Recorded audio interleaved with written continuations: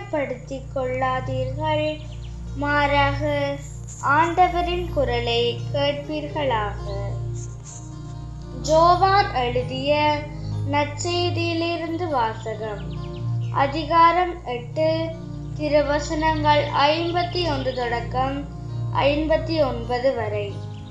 அக்காலத்தில் இயேசு யூதர்களிடம், என் வார்த்தையை கடைப்பிடிப்போர் என்றுமே சாக மாட்டார்கள் என உறுதியாக உங்களுக்குச் சொல்கிறேன் என்றார். யூதர்கள் அவரிடம், நீ பேய் பிடித்தவன்தான் என்பது இப்போது தெரிந்துவிட்டது. ஆபிரகாம் இறந்தார், இறைவாக்கினர்களும் இறந்தார்கள். ஆனால் என் வார்த்தையை கடைப்பிடிப்போர் என்றுமே சாக மாட்டார் என்கிறாயே. எங்கள் தந்தை ஆபிரகாமை விட நீ பெரியவனோ? ஆபிரகாம் இறந்தால் இறைவாக்கினரும் இறந்தனர். நீ யாரென்று நினைத்துக் கொண்டிருக்கிறாய் என்றார்கள்.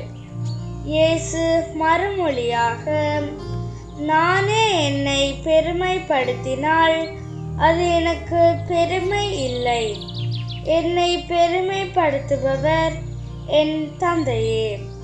அவரையே நீங்கள் உங்கள் தந்தை என்று சொல்கிறீர்கள். ஆனால் அவரை உங்களுக்கு தெரியாது, எனக்கு தெரியும். எனக்கு அவரை தெரியாது என நான் சொன்னால் உங்களைப் போல நானும் பொய்யனாவேன். அவரே எனக்கு தெரியும், அவருடைய வார்த்தையையும் நான் கடைப்பிடிக்கிறேன். உங்கள் தந்தை ஆபிரகாம் நான் வரும் காலத்தை காண முடியும் என்பதை முன்னிட்டு பேருவகை கொண்டார். அதனை கண்டபோது மகிழ்ச்சியும் கொண்டார் என்றார்.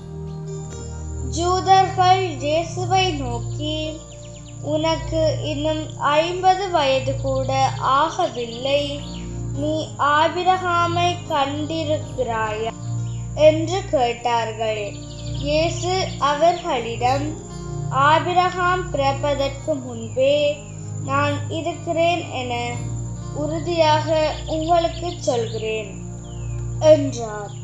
இதை கேட்ட அவர்கள் அவர் மேல் எறிய கற்களை எடுத்தார்கள். ஆனால் இயேசு மறைவாக நழுவி கோவிலிலிருந்து வெளியேறினார். இது ஆண்டவர் வழங்கும் அருள்வாக்கு.